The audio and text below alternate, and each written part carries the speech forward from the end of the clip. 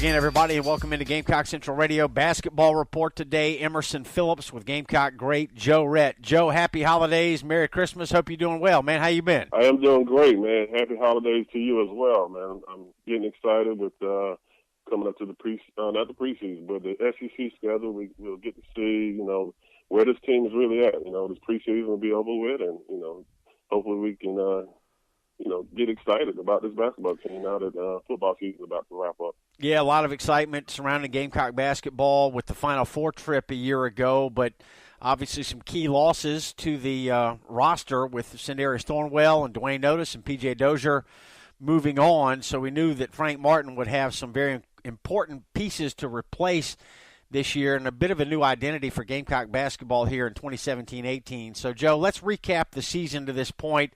And let's talk about the start of SEC play. The Gamecocks will open Southeastern Conference play coming up on Sunday.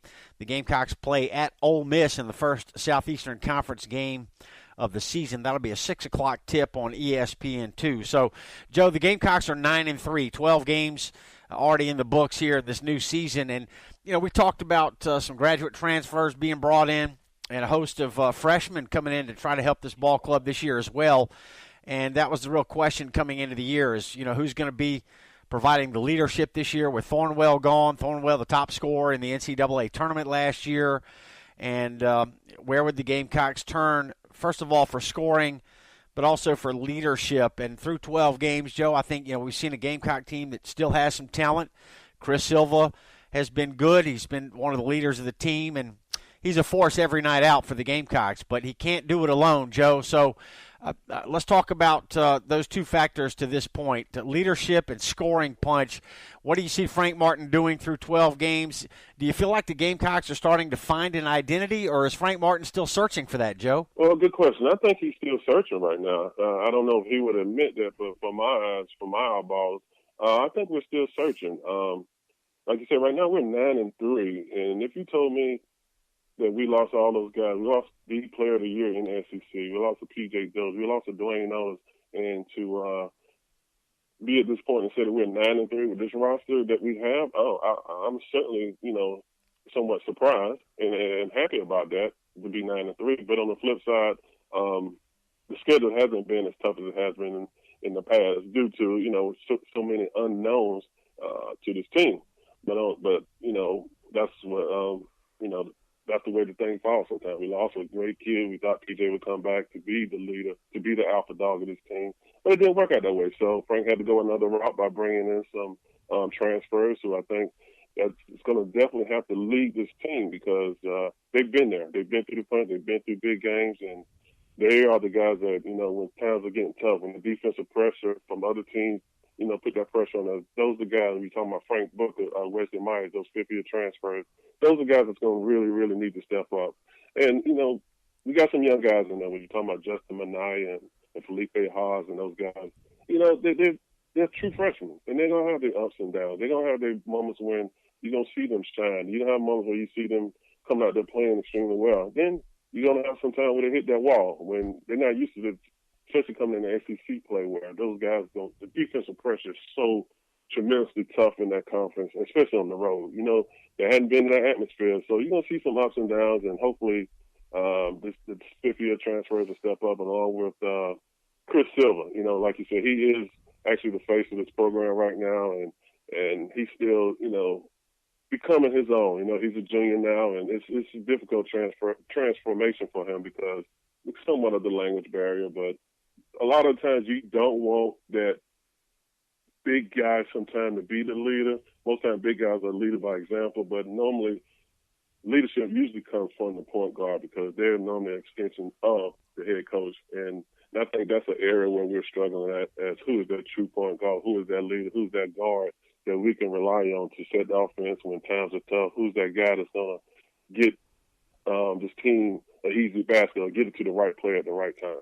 The Gamecocks coming off a 74-45 win over Division II Limestone at the Colonial Life Arena on Wednesday of this week, and that'll be the final non-conference game.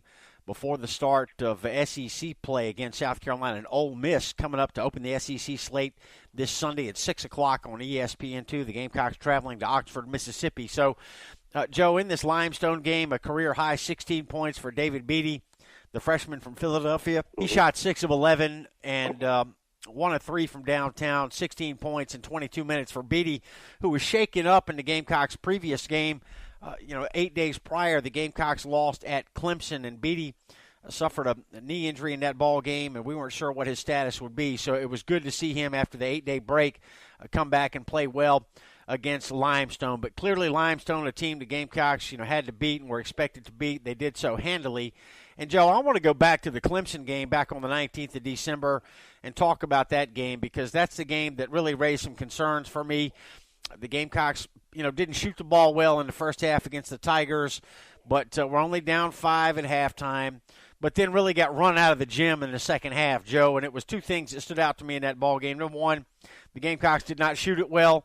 Frank Martin had said coming into the season this is the best shooting team that he's ever had, and the Gamecocks only hit 2 threes in that game against Clemson, both of them coming in the second half after Clemson had already opened up a double-digit lead. So that was a real problem for the Gamecocks. And then, the Gamecocks calling card last year, Joe, was defense. Carolina was one of the top teams in the country defending the 3 last year, and Clemson shot the ball extremely well from the outside in the win over the Gamecocks earlier this month. Clemson hit 8 of 23s in that win at Littlejohn over South Carolina 10 days or so ago. So, I would talk about Frank Martin again trying to establish the identity of this basketball team, and he's talked about it all throughout the month of December, Joe.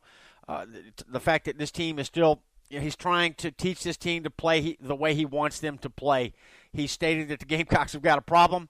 Frank Martin says he's going to solve the problem. He's going to fix the problem, but I'm not sure he's gotten it fixed yet. So what are the Gamecocks going to have to do to get back to playing Gamecock basketball, Joe? That's defending the 3 very well, which they did as well as anybody in the country last year.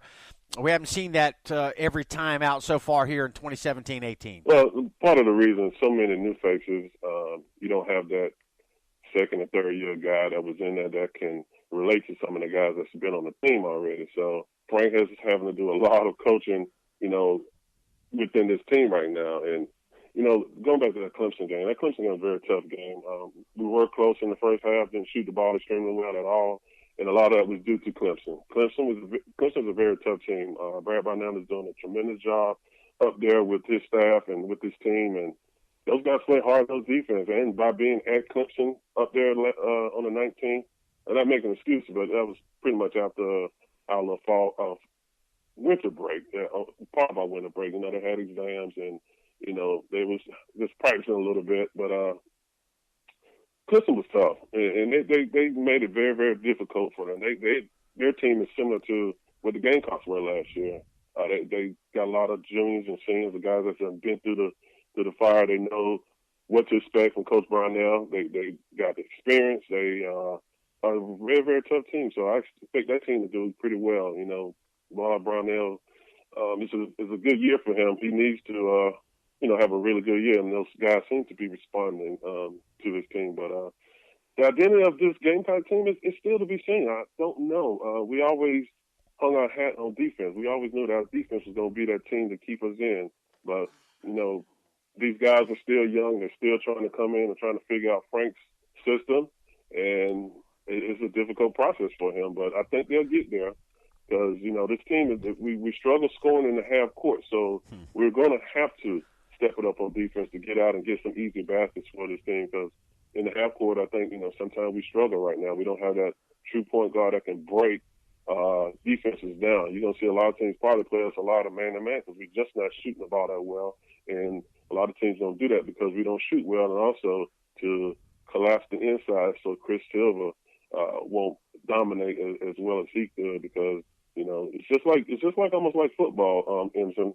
You can't start a running game, you can't start a passing game without starting play action, without having a running game. So our team's not going to shoot well unless we get that ball inside to Chris Silva and those other big guys, Felipe Haas and those guys. It's an old basketball story. Hey, get the ball inside, start inside, establish yourself inside, and a lot of times you'll open up the outside for them guys to get some easy baskets. And I think We're just going to get back to our roots by, getting the ball back inside and opening up things for those guards. Gamecocks fell to Clemson 64-48 back on December the 19th. Clemson improved to 10-1 with that win. Gamecocks fell to 8-3, and it was Clemson's Marquise Reed pouring in a career-high 25 points, 18 of those coming in the second half. And again, Reed with 4 threes in the second half to break open what had been a close game in the first half. And Clemson really put it on South Carolina up at Little John back on December the 19th.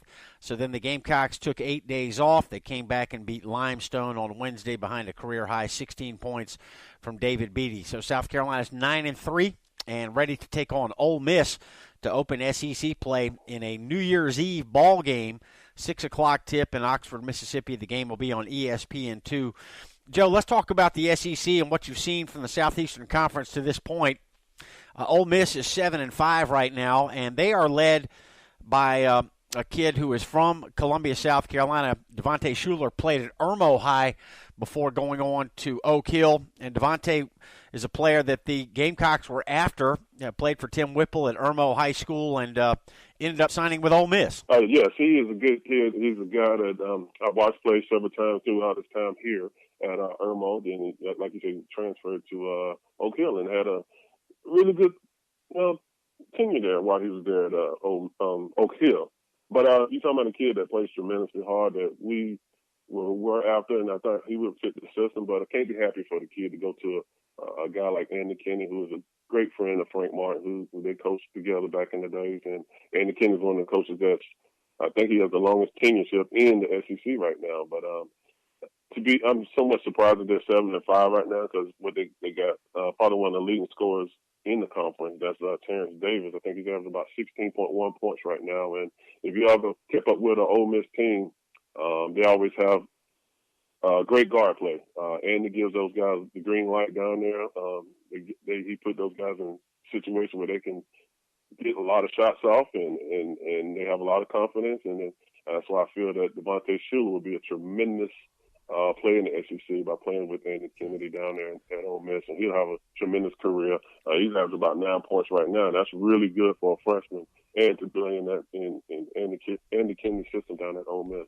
So we look for a tough game on New Year's Eve, and hopefully we can go down there and if we do what we need to do, we step up and get back to our roots, and that's playing defense. I think we can have a good chance of beating this Ole Miss team.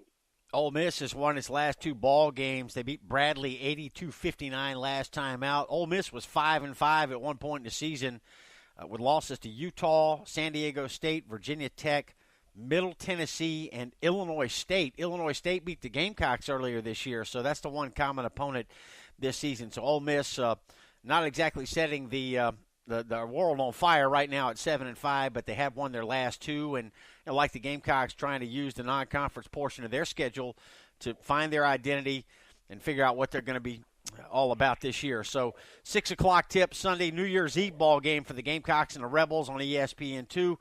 And then, Joe, the Gamecocks come home for a couple of SEC games. Wednesday at 9 o'clock against Missouri. That game will also be on ESPN2. And then a Saturday contest against the Vanderbilt Commodores, 6:45 tip in that ball game. That'll be on the SEC Network. So road game at Ole Miss to open it up, and then 2 home games, Mizzou and Vandy, Joe. Yeah, no one in the conference right now is really setting anything on fire right now. Kentucky is not as strong as they normally are. Florida was ranked early this year, and they're not doing as good.